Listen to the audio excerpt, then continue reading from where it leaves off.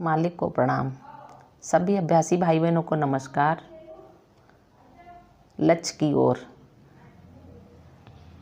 चारी जी कहते हैं तो यह भी हम कहेंगे कि ईश्वर के पास रहम है, क्योंकि हमने एक बार सोचा था कि भाई हम इतने संस्कार लेके आते हैं इस ज़िंदगी में, हजारों जन्मों के संस्कार, करोड़ों जन्मों के संस्कार, लेकिन बाबूजी महाराज ने एक बार हमसे कहा कि हर सफाई में जब आप बैठते हैं कई जन्मों के संस्कार मिट जाते हैं। एक लड़का था कोयम्बतूर में अभ्यासी, 6-7 महीने का अभ्यासी, और बहुत ही अच्छी तरक्की हो रही थी। इतनी तेज़ वह तरक्की कर रहा था कि हमने सोचा कि ये तो बन गया आदमी, लेकिन कहीं बेंगलोर गया, पेट की बीमारी आ गई, तीसरे दिन मर गया। तो मैंने बाबूजी को लिखा। मैं बहुत निराश हो गया, क्योंकि मैंने सोचा था कि वह भविष्य में अच्छा प्रशिक्षक भी हो सकता है। बाबूजी को मैंने लिखा कि ऐसा ऐसा हो गया है, इसके लिए हम क्या करें। उन्होंने कहा हम देखते हैं कि वह आत्मा एक कोने में बैठ के रो रही है। ये तो हम कहेंगे कि दुर्भाग्य है उसका, क्योंकि इतनी बार तरक्की कर चुका था कि 1 महीना और ध्यान करता तो उसकी मुक्ति हो जाती। लेकिन अब इसकी संभावना नहीं रही, उसे 1 जन्म और लेना पड़ेगा। अब देखिए, केवल 1 महीने की बात थी, और हो सकता है कि अगर मालिक ने स्वयं देखा हो, रहम किया हो, तो एक ही क्षण में मुक्ति हो सकती थी। लेकिन जब तक उसको आप यहाँ नहीं कमाएंगे, मरण के बाद मुक्ति नहीं हो पाती है। बाबूजी से हमने पूछा, वह तो गुजर गया, अब उसे मुक्ति नहीं दिला सकते।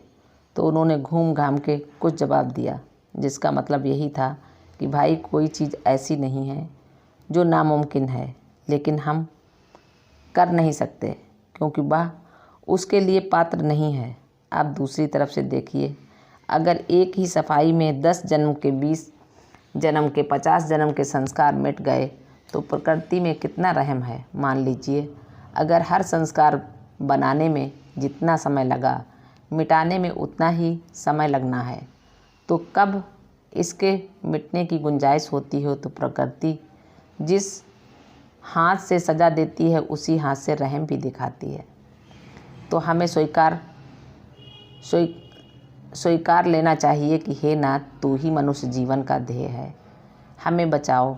हमें क्या करना है, मंदिर जाते हैं, पूजा करते हैं, वह तो फल के लिए हम करते हैं। हर श्लोक जो आप जपेंगे उसमें एक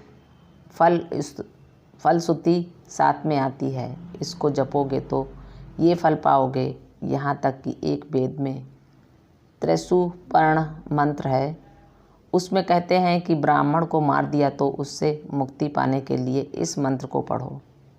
ब्रह्म हत्या वहेते ग्रहंती से पठांती से सोमम प्राप्ति, या जो भी है, ये तो फल के लिए है, मुक्ति के लिए नहीं है। मंदिर में जाते हैं स्थूल रूप में, फल चाहते हैं तो प्रसाद ले आते हैं, और रूप में हम फल चाहते हैं कि लड़के की तरक्की हो जाए, लड़की की शादी हो जाए, हमारे ऊपर कोई हमला न करे, हम कर से बच के रहें। इसी के लिए हम जाते हैं। मुक्ति के लिए कोई मंदिर नहीं जाता, और न मंदिर में मुक्ति मिलती है आपको। ये तो हम सब जानते हैं। ऐसा नहीं कि हम सब बेवकूफ़ हैं, कुछ जानते नहीं, क्योंकि जिसके दिल में डर है उसके मकान में तो रोज़ कुछ न कुछ पूजा पाठ होता ही है। चाहे रामायण पाठ हो, चाहे गीता का प्रवचन हो, पंडित को बुला लेते हैं बड़े ठाठ से। जहाँ वह 100 रुपये लेगा, आप उसको 200 रुपये देते हैं। कुछ न कुछ पाठ आपके कानों में पढ़ते रहना है। इस बेवकूफ़ी में आप रहते क्यों हैं भाई? फंस गए, फंसने का अधिकार है। हम अंधेरे में रास्ता देख नहीं पाए, गिर गए, लेकिन रोशनी में गिर गए। तो लोग क्या कहेंगे? शायद पिया होगा या अंधा होगा, कहेंगे कि नहीं, अंधेरे में चाहे 1000 बार गिरो, कहेंगे भाई अंधेरे में क्यों जा रहे हो, दिन में गिरो। तो कहेंगे पीना छोड़ दो, तुम्हारे लिए अच्छा नहीं है, इसमें भलाई नहीं है, और हम दिन में अंधे बन के जा रहे हैं। तो हमने कई बार सोचा है कि अगर असल में अनजान है तो फिर भी आप बच सकते हैं। साहब, हमने अनजानी अवस्था में ये किया है। ईश्वर कहेगा नहीं, तुमने 10 वकील रखे थे, 10 रखे थे। चोरी कैसे करनी है ये तुम्हें सिखाने के लिए उनको हजार हजार रुपए तुमने दिए थे। अब तो ये रास्ता भी हमारा बचा नहीं। भोलेपन में जो भी करता है वह कोई पाप नहीं है, उसके लिए कोई सज़ा नहीं है। अब बच्चे ने चश्मे को उठा के फेंक दिया और तोड़ दिया। बच्चे को हम नहीं मारते, वह तो अनजानी अवस्था में करता है, उसको क्या मालूम है। इसमें क्या है कि बाप इसके बगैर नहीं देख पाएगा। महंगी चीज़ें आप ले आते हैं स्विट्ज़रलैंड से, महंगी चीज़ 4000 रुपये का गमला ले आते हैं। बच्चे ने उठा के गेंद की तरह फेंक दिया, चूर चूर हो गया। बच्चे को आप नहीं मारेंगे। तो ईश्वर सत्य है, ईश्वर प्रेम है, सब कुछ है। ईश्वर रहम दिल है किस पर? जो अनजानी अवस्था में पाप करता है या जिसको वह पाप समझ बैठता है उस पर। जैसे मच्छर को हमने नींद में मार दिया, उसका तो कोई पाप नहीं, हमें उसके लिए जेल नहीं जाना पड़ता। हजारों कीड़ों को हम ऐसे रोज़ मारते हैं, करोड़ों को रोज़ मारते हैं। हर सांस में कितने कीटाणु आप मारते हैं खुदा जाने। उसका कोई पाप नहीं है, न पुण्य है। तो इसकी शिक्षा क्या है? इसका मतलब क्या है कि जो प्रकृति तौर से आप ज़िंदगी काटने में करते जाते हैं, न इधर देखते हैं न उधर, अपनी भलाई के लिए नहीं, अपने को भूल के, उसमें न पाप है न पुण्य। हमें केवल लक्ष्य पर पहुंचना है। तो यही सहज मार्ग पद्धति की शिक्षा है कि इधर मत देखो, उधर मत देखो, पुण्य के बारे में सोचो मत, पाप के बारे में सोचो मत।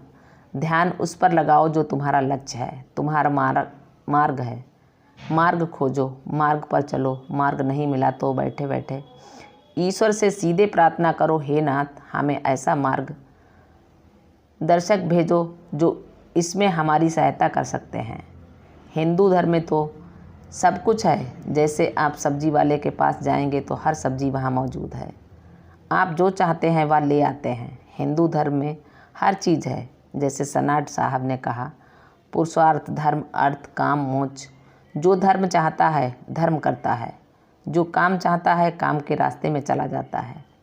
अर्थ तो आप लोग जानते ही हैं। अर्थ क्या है? पैसे, धन और मोक्ष के लिए बे जाते हैं। जो मोक्ष चाहते हैं हिंदू धर्म में, सनातन धर्म में सबके लिए रास्ता बताया गया है। काम चाहो तो काम शास्त्र है,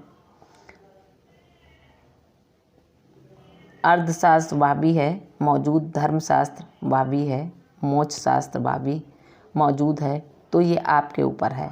जैसे हारमोनियम है और जैसे आप गाना बजाना चाहेंगे वैसे आप उसको दबाते जाएंगे। नहीं तो पीलू के लिए एक हारमोनियम, काम भोज के लिए एक और काफ़ी के लिए एक, 3 साधन तो आप नहीं रख सकते, एक ही में सब हैं। आप जैसा चाहेंगे वैसा पसंद करेंगे, वैसा बजाएंगे। ज़िंदगी भी वैसा ही एक साधन है। धर्म से मोक्ष प्राप्ति नहीं होगी। इसका तात्पर्य यही है कि धर्म और मोक्ष अलग अलग पुरुषार्थ हैं। दोनों एक ही होते तो 3 ही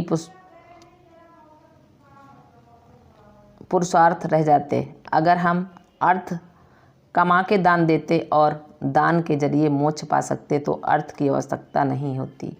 अगर प्यार से, प्रेम से, लौकिक नीति से हम मोक्ष पा सकते थे तो काम एक पुरुषार्थ नहीं होता। तो धर्म, अर्थ, काम, मोक्ष ये तो जुदा जुदा पुरुषार्थ हैं। या तो ये लो या वह लो, किसी को भी सब नहीं मिल सकते।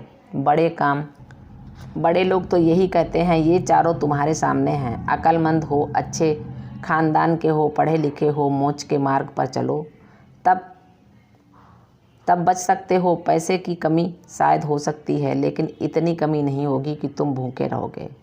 वे लोग सिंहासन पर बैठते हैं, तुम कुर्सी पर बैठो। वे लोग बादाम खाते हैं, तुम चने खाओ। तंदुरुस्ती तुम्हारी ज़्यादा होगी, अच्छी होगी। वे तो डॉक्टर के पास रोज़ जाते हैं, तुम्हें कभी डॉक्टर के पास नहीं जाना पड़ेगा। वे डनलप पिलो, रबर के तकिए पर सोते हैं, तुम कंबल पे सो जाओ। वे वातानुकूलित कमरे में सोते हैं, तुम खुली जगह में सो जाओ। फ़र्क क्या पड़ता है? तो धर्म, अर्थ, काम, मोक्ष हम एक चक्कर काट के आ गए। अब इसमें कौन सा आप पसंद करेंगे, यह आप पर निर्भर है। हर एक आदमी इच्छा के अनुसार हिंदू धर्म, सनातन धर्म, ऋषि मुनि, ईश्वर तक आपसे ज़बरदस्ती नहीं कर सकता कि तुम इसे ही चुनो। ये आपके कर्म अनुसार, संस्कार अनुसार आप करेंगे। लेकिन एक चीज़ याद रखिए कि हम तो पैदा होते हैं बेवकूफ़, लेकिन एक मौका हर इंसान की ज़िंदगी में आता है जब वह अपनी ज़िंदगी में परिवर्तन ला सकता है। वह मौका छूट गया तो हम रह गए। तो अगर आपने मौके को पहचान कर उसका फ़ायदा उठा लिया और गुरु के चरणों में जाकर गिर गए तो आपका काम बन गया। फिर आपको एक उंगली तक उठानी नहीं पड़ती। नहीं तो ईश्वर जाने, ईश्वर कृपाशाली अवश्य है, लेकिन एक कहानी उसके लिए भी है। कृपया पृष्ठ संख्या 38 देखें। जो हमारा कर्म संस्कार बन चुका है, ईश्वर भी हमें इससे मुक्त नहीं कर सकता। अब लोग पूछते हैं गुरु का महत्व क्या है, गुरु की महिमा क्या है। उस स्थान से ईश्वर खुद कुछ भी नहीं कर सकता है, लेकिन वही शक्ति गुरु के रूप में आके सब कुछ कर सकती है। इसलिए गुरु ब्रह्मा, गुरु विष्णु, गुरुदेवो महेश्वरा, गुरु साक्षात परम ब्रह्म, तस्मै श्री गुरुवे नमः कहते हैं। गुरु ईश्वर अवश्य है, लेकिन जब मनुष्य रूप में उतर आता है, दिमाग लेके आता है, दिल लेके आता है, दोनों चीज़ें वहाँ ईश्वर में मौजूद नहीं हैं। वहाँ तो कायदे का तांता है। उन्होंने कानून बना दिए, कानून के अनुसार होगा। जज साहब आके बैठे, आपको या तो यहाँ भेजा या वहाँ भेजा। जज के हाथ में कुछ नहीं है। वे तो रहम नहीं दिखा सकते, वे तो कानून के अनुसार चल सकते हैं। गुरु को हम इसलिए ढूंढते हैं कि ईश्वर को पूजने से कोई फ़ायदा नहीं है। आप माफ़ करें, जो चाहें आप कह सकते हैं, लेकिन इसके विरुद्ध आपको कोई प्रमाण नहीं प्राप्त हो सकता। अगर आपको मुक्ति पाना है, इस ज़िंदगी से छुटकारा पाना है, इस कदर इस ढंग से कि हमें यहाँ पुनः नहीं आना है, तो गुरु ही इसे संभव बना सकता है, दूसरा कोई नहीं। बस समय बहुत हो गया है, बकवास तो बहुत कर सकते हैं हम, लेकिन जो छोटी छोटी बातें आपके सामने हमने रख दी हैं, अब आप जैसे उचित समझेंगे वैसे करेंगे। हम तो अपने मालिक से प्रार्थना करेंगे कि सबको सद्बुद्धि दे, सबको अपने चरणों में ले ले। धन्यवाद। मालिक को प्रणाम। सभी अभ्यासी भाई बहनों को नमस्कार।